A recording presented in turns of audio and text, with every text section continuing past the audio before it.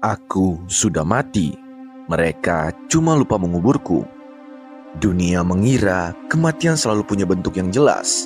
Jantung berhenti berdetak, darah berhenti mengalir. Napas terakhir menguap dalam sunyi. Tapi bagi Frank Castle, kematian datang dengan cara lain. Ia datang bukan saat tubuhnya roboh, tapi saat keluarganya meregang nyawa di taman yang harusnya menjadi tempat piknik. Disitulah jiwanya dikubur hidup-hidup. Frank Castle dulunya adalah seorang ayah, seorang suami, seorang tentara yang mencoba pulang dengan hati yang masih utuh, walau membawa perang di dalam kepalanya. Ia adalah pria yang percaya bahwa ada hal-hal yang layak diperjuangkan. Tapi dalam satu sore yang berdarah, dunia merampas semuanya. Anaknya, istrinya, damainya, semuanya. Lalu sesuatu dalam dirinya mati. Tapi anehnya, tubuhnya masih berdiri, masih berjalan, masih bernapas, seperti hantu yang terjebak dalam dunia orang hidup, tapi tak punya lagi alasan untuk hidup. Frank tidak berubah menjadi Punisher karena ia ingin. Ia menjadi Punisher karena ia tak bisa menjadi manusia lagi. Bayangkan kau kehilangan semua yang kau cintai, bukan karena takdir, tapi karena keputusan orang jahat. Bayangkan hukum tak bisa menyentuh pelaku karena mereka punya uang, punya kekuasaan, atau karena sistem terlalu lambat untuk menyentuh mereka. Lalu tanyakan pada dirimu sendiri, apa yang kau lakukan saat dunia memutuskan tidak akan membalas mereka untukmu? Frank Castle menemukan jawabannya. Ia tak meminta keadilan. Ia akan menciptakannya dengan tangannya sendiri, dengan darah, dengan peluru. Tapi di balik semua itu ada pertanyaan yang lebih sunyi. Apakah Frank Castle masih manusia? Atau apakah ia adalah representasi dari semua jiwa yang patah, tapi terlalu keras kepala untuk mati? Ada bagian dari kita yang mungkin masih bisa memahami dia, bukan karena kita mendukung kekerasannya, tapi karena kita tahu rasanya kehilangan. Kita tahu rasanya dihancurkan oleh hidup, lalu disuruh tetap berjalan seperti biasa. Kita tahu bagaimana rasanya memendam luka yang tak pernah sembuh, dan dunia menyuruh kita untuk melupakan atau memaafkan. Tapi Frank Castle tidak bisa memaafkan, karena bagi dia memaafkan adalah pengkhianatan terhadap mereka yang telah tiada. Inilah paradoks besar Frank Castle. Ia adalah pria yang mati demi keluarganya, tapi juga hidup hanya untuk membalas kematian mereka. Dunia menganggapnya monster. Tapi sebagian orang yang pernah kehilangan, Frank adalah simbol. Simbol dari seseorang yang menolak tunduk, yang menolak menerima bahwa kejahatan bisa lolos hanya karena hukum terlalu lemah untuk mengejarnya. Seorang filsuf pernah berkata, tidak ada yang lebih berbahaya daripada manusia yang sudah kehilangan semuanya, tapi masih punya kemampuan untuk bertarung. Frank Castle adalah manusia itu. Ia berjalan sendirian bukan karena ia kuat, tapi karena ia tak punya lagi siapapun yang bisa berjalan bersamanya. Dan mungkin di setiap peluru yang ia tembakkan, di setiap malam yang ia habiskan dalam kesunyian, di setiap darah yang ia tumpahkan, ada bisikan kecil dari seorang ayah yang merindukan anaknya, dan seorang suami yang tak bisa melupakan tawa istrinya, dari seorang manusia yang sebenarnya hanya ingin damai. Tapi damai itu sudah mati di hari keluarganya dibunuh. Dan sekarang Frank Castle hidup hanya untuk satu hal, membuat dunia ikut merasakan sepotong kecil dari neraka yang pernah ia alami.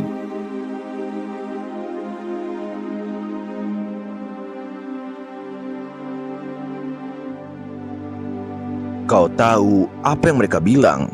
Bahwa keadilan akan datang. Tapi kapan? Apa saat semuanya sudah terlambat? Ucap Frank Castle. Frank Castle tidak langsung menjadi The Punisher karena marah. Ia tidak langsung membabi buta karena ingin balas dendam. Tidak. Ia menunggu. Setelah keluarganya dibantai di hadapannya, Frank mencoba percaya pada sistem. Ia bersaksi, ia memberi bukti. Ia mengikuti prosedur hukum. Ia berharap seperti banyak dari kita yang berharap bahwa kebenaran akan menang. Tapi dunia tidak bekerja seperti itu. Frank melihat para pembunuh keluarganya, penguasa kartel, mafia, politisi korup, dan penegak hukum busuk duduk santai tersenyum di depan meja persidangan dengan pengacara mahal di samping mereka. Ia menyaksikan sendiri bagaimana hukum hanya setajam uang. Seberapa besar kamu membayar, sebesar itu hukum akan membelamu. Lalu semua selesai. Tuntutan gugur, kasus ditutup. Para pembunuh bebas dan Frank Castle ditinggalkan. Dengan hati yang hancur dan dunia yang berkata, lupakan. Dan disitulah perlahan lahir sebuah ide yang mengerikan. Bahwa keadilan yang sebenarnya tidak bisa diwakilkan. Bahwa mungkin dalam dunia seperti ini, hukum bukan alat kebenaran, tapi panggung sandiwara. Dan Frank Castle tak ingin lagi jadi penonton di dalamnya. Ia pernah menjadi tentara dan ia tahu bahwa kadang untuk membawa ketertiban, kau harus masuk ke dalam kekacauan itu sendiri. Bukan dengan aturan, tapi dengan keberanian. Bukan dengan persetujuan, tapi dengan kesadaran bahwa tidak semua luka bisa disembuhkan lewat sidang. Frank bukan orang yang anti hukum. Ia pernah menjadi bagian dari sistem itu. Tapi ia menyadari sistem bukan sesuatu yang netral. Sistem bisa dibeli. Sistem bisa dibengkokkan. Sistem bisa gagal, terutama terhadap orang-orang kecil yang tidak punya suara, uang, atau pengaruh. Frank adalah korban dari sistem yang gagal. Tapi ia memilih untuk tidak tinggal diam. Ia memutar balik semua harapan palsu itu dan menjelma menjadi keadilan versi dirinya sendiri. Bukan keadilan yang dingin dan lambat, tapi keadilan yang berdarah-darah. Yang datang di malam hari, ia mengetuk pintu rumah para kriminal dengan peluru dan granat. Tentu banyak orang akan bertanya, apakah itu adil? Apakah pembunuhan bisa disebut keadilan? Frank Castle tidak peduli. Karena ia tidak bermain dalam permainan moral orang lain. Ia tidak percaya pada definisi benar versi media, pengacara, atau politikus. Ia hanya percaya pada satu hal. Keadilan adalah saat orang yang menyakiti yang tak bersalah dipastikan tidak akan bisa menyakiti siapapun lagi. Ia bukan pahlawan. Ia juga tidak mengaku sebagai itu. Frank tahu bahwa dunia butuh hukum. Tapi ia tahu terkadang dunia butuh orang seperti dia, yang tidak tunduk pada prosedur, yang tidak takut menyentuh api, yang memilih menjadi setan untuk menghancurkan iblis yang lebih besar. Seorang filsuf pernah berkata, ketika hukum gagal menegakkan kebenaran, maka amarah menjadi bahasa terakhir manusia. Itulah bahasa yang kini Frank Castle pakai. Bukan karena ia ingin, tapi karena dunia tak memberinya pilihan lain. Dalam setiap peluru yang ia tembakkan, dalam setiap malam yang ia lalui dengan darah membasahi baju anti pelurunya, ada pesan yang jelas. Jika hukum gagal melindungi yang lemah, maka aku akan jadi hukum bagi mereka. Ia tidak menunggu sidang. Ia tidak butuh palu hakim. Ia hanya butuh satu hal. Ingatan akan orang-orang yang ia cintai. Dan dengan itu, Frank Castle bergerak sendirian dalam gelap, sebagai bayangan dari keadilan yang ditinggalkan sistem.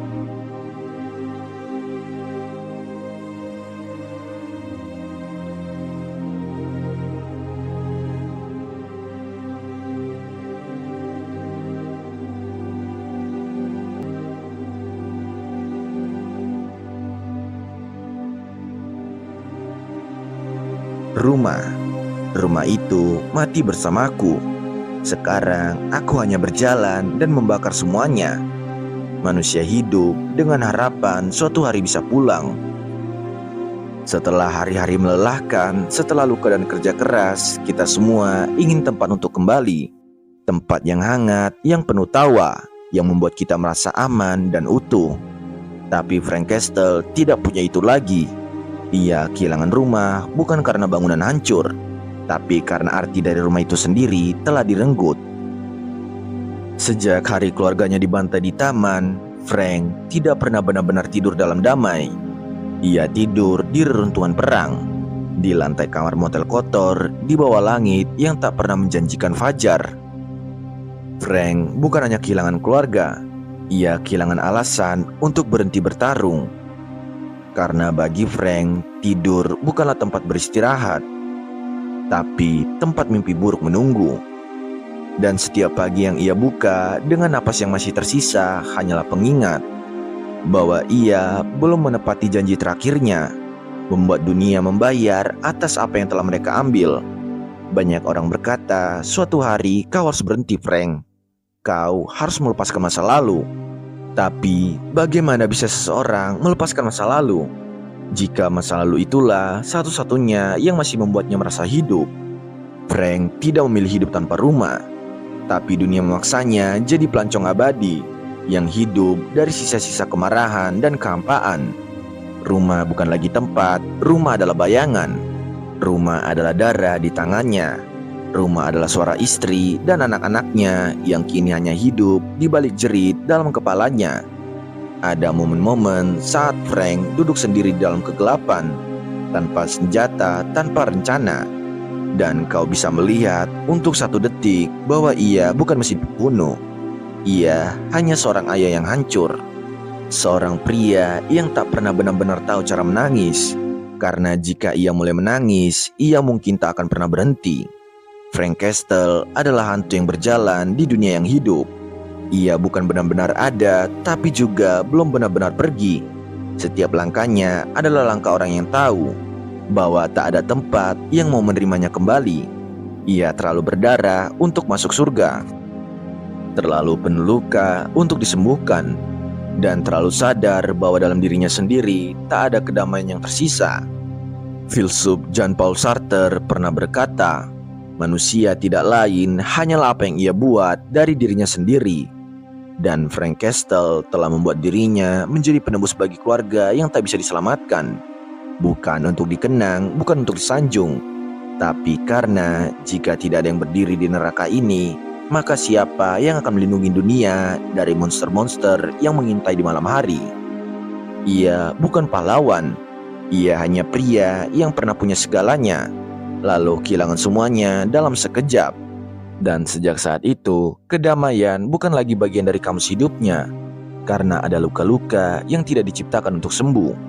Ada kehilangan yang tidak bisa ditambal waktu, dan ada jiwa-jiwa yang ditakdirkan untuk mengembara selamanya tanpa tempat untuk pulang. Frank Castle adalah jiwa itu, dan selama napas masih ada, selama kejahatan masih hidup, ia akan tetap berjalan. Tanpa rumah, tanpa damai, tapi dengan satu keyakinan bahwa rasa sakit ini tidak akan sia-sia.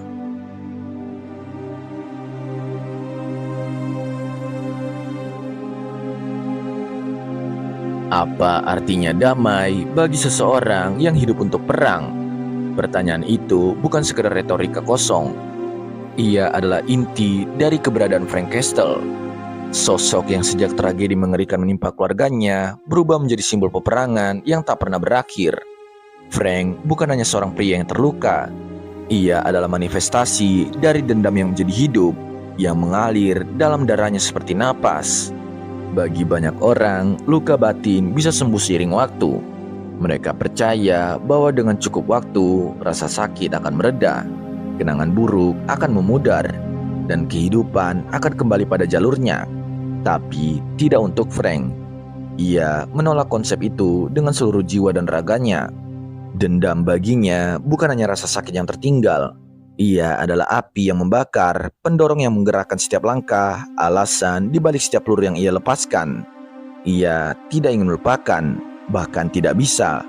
Melupakan bagi Frank berarti mengkhianati mereka yang sudah tiada, mengabaikan kebenaran yang harus diungkap, dan membiarkan kejahatan terus merajalela tanpa balasan. Ia hidup dalam bayang-bayang keluarga yang telah direnggut dengan kejam, di mana wajah-wajah mereka selalu hadir, menuntut keadilan yang tak kunjung datang. Frank memilih untuk tidak menjadi korban pasif dari dunia yang kejam. Ia memilih menjadi pemburu, penegak keadilan versi dirinya sendiri, dengan satu tujuan: membalas setiap tetes darah yang tumpah, menuntaskan setiap dendam yang belum selesai. Jean-Paul Sartre selalu mengutip, Kita adalah pilihan-pilihan kita. Frank memilih dendam bukan sebagai beban yang membelenggu, tapi sebagai identitasnya yang paling murni. Pilihan ini bukan tanpa konsekuensi. Dengan memilih untuk hidup di jalur peperangan, ia juga memilih untuk terasing dari dunia yang terus berputar tanpa peduli pada luka-lukanya. Ia menjadi sosok yang berjalan sendirian dalam kegelapan, terasing dari orang-orang yang masih mencoba hidup dan berharap. Dan di sini letak tragedi Frank. Dalam upayanya untuk tidak melupakan, ia kehilangan kesempatan untuk sembuh, untuk merasakan kedamaian yang manusia lain impikan. Ia menjadi tahanan dendamnya sendiri, dengan setiap luka lama yang terus menganga, mengingatkannya pada sebuah kebenaran yang pahit. Dunia ini tak pernah benar-benar adil. Namun di balik kesunyian dan kesendirian itu, ada kekuatan yang luar biasa. Dendam Frank bukan sekedar pengorbanan diri dalam kegelapan, tapi juga sinar yang menolak padam. Dalam dunia yang penuh kebohongan, korupsi, dan kekerasan, ia menjadi suara yang keras, pembela yang tak kenal lelah. Ia adalah pengingat bagi dunia bahwa kejahatan tidak bisa dibiarkan berlalu tanpa konsekuensi. Frank Castle mengajarkan kita bahwa kadang-kadang perjalanan untuk melupakan bisa jauh lebih menyakitkan daripada menanggung luka itu sendiri. Ia menunjukkan bahwa dendam, meskipun sering dipandang sebagai racun, juga bisa menjadi bahan bakar untuk bertahan hidup, untuk melawan ketidakadilan yang merajalela. Namun, pilihan hidupnya itu juga membawa sebuah pertanyaan yang menyakitkan. Sampai kapan dendam itu bisa menjadi alasan untuk terus hidup? Apakah di ujung jalan yang penuh darah dan peperangan itu akan ada cahaya yang menyambutnya? Atau apakah ia akan terus berjalan sendirian, membawa beban yang tidak bisa ditinggalkan? Kita semua tahu jawabannya. Frank Castle tidak pernah benar-benar mencari kedamaian. Ia bukan pria yang memilih jalan mudah. Ia adalah prajurit yang menolak berhenti berperang, bahkan ketika dunia ini telah memberinya alasan untuk menyerah. Dan mungkin inilah kebenaran yang paling menyakitkan.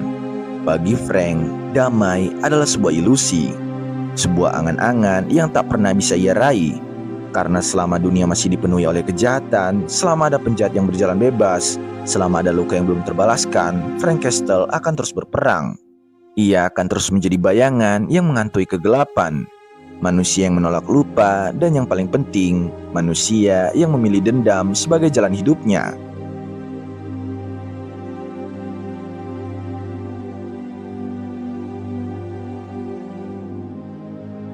Siapa yang berhak menentukan siapa yang hidup dan siapa yang mati?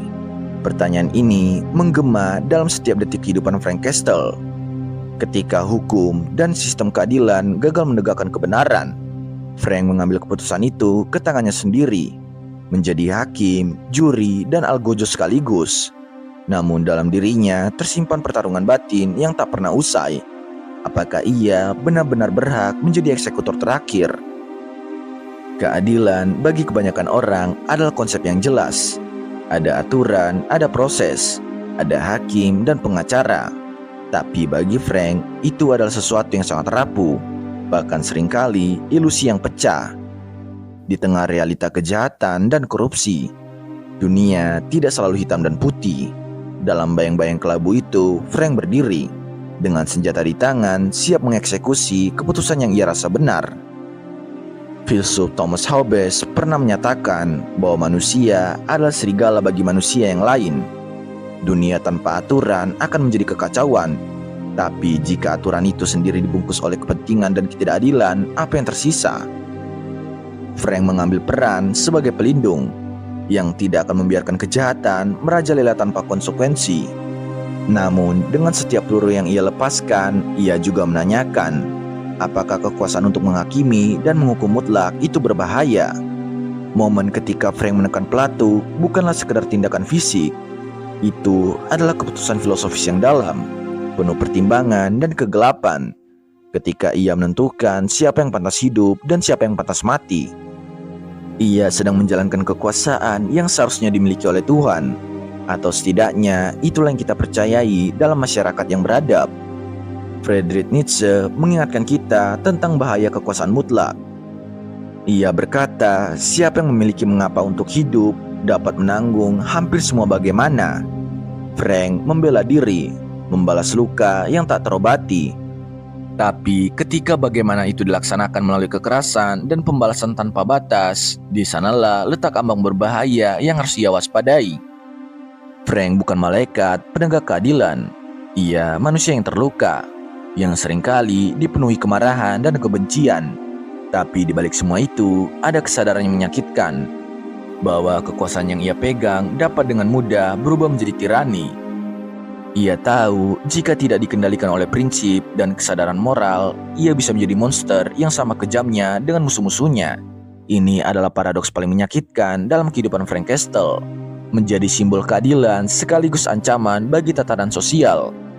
Ia berjalan di garis tipis antara pahlawan dan penjahat, antara keadilan dan balas dendam.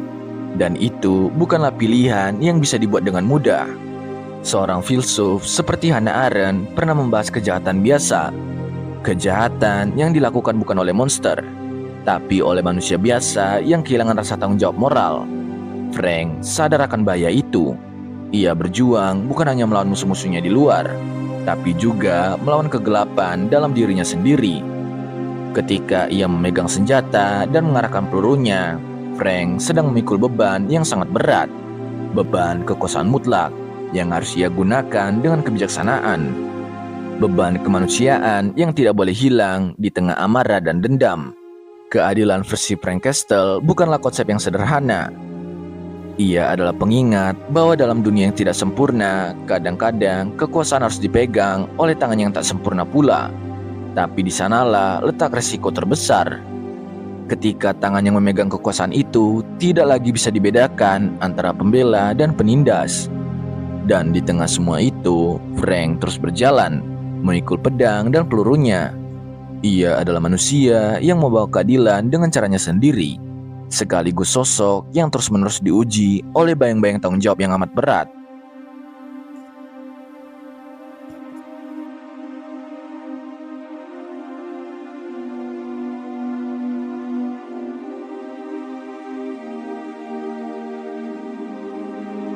Apa yang tersisa dari seseorang yang seluruh hidupnya adalah perlawanan? Frank Castle bukan sekedar pria yang berperang melawan musuh-musuhnya. Ia adalah sebuah bayangan yang menolak hilang, sebuah jiwa yang terus melawan dalam kegelapan yang tiada akhir. Dari api yang membakar keluarganya, lahirlah seorang hantu, bukan hanya di mata musuh, tapi juga di dalam dirinya sendiri. Sosok yang terus berjalan, tanpa rumah, tanpa tempat berlabuh. Dendam bagi Frank bukan hanya perasaan sementara yang akan pudar seiring waktu. Bagi dia, dendam adalah jalan hidup, suatu eksistensi yang membentuk segala hal tentang dirinya. Ia tidak mencari kedamaian karena ia tahu kedamaian berarti berhenti berperang. Dan berhenti berperang kehilangan semua yang ia pegang. Jean-Paul Sartre selalu mengatakan, kita adalah pilihan-pilihan kita. Frank memilih untuk tidak menyerah pada luka, memilih untuk tidak memaafkan. Ia memilih menjadi pelindung yang kejam, seorang penjaga yang haus balas dendam, bahkan jika itu berarti dirinya sendiri hancur berkeping-keping. Tapi apa yang tersisa setelah semua itu? Apa yang tersisa setelah semua darah tumpah, setelah semua peluru dilepaskan, dan semua musuh telah jatuh? Frank tidak pernah punya jawaban mudah. Ia hanya tahu satu hal, perjuangannya tidak pernah berhenti. Ia adalah seorang tanpa kemenangan akhir, seorang pelindung yang tak pernah benar-benar aman, dan seorang pria yang tidak punya rumah, karena rumah itu telah musnah bersama keluarganya.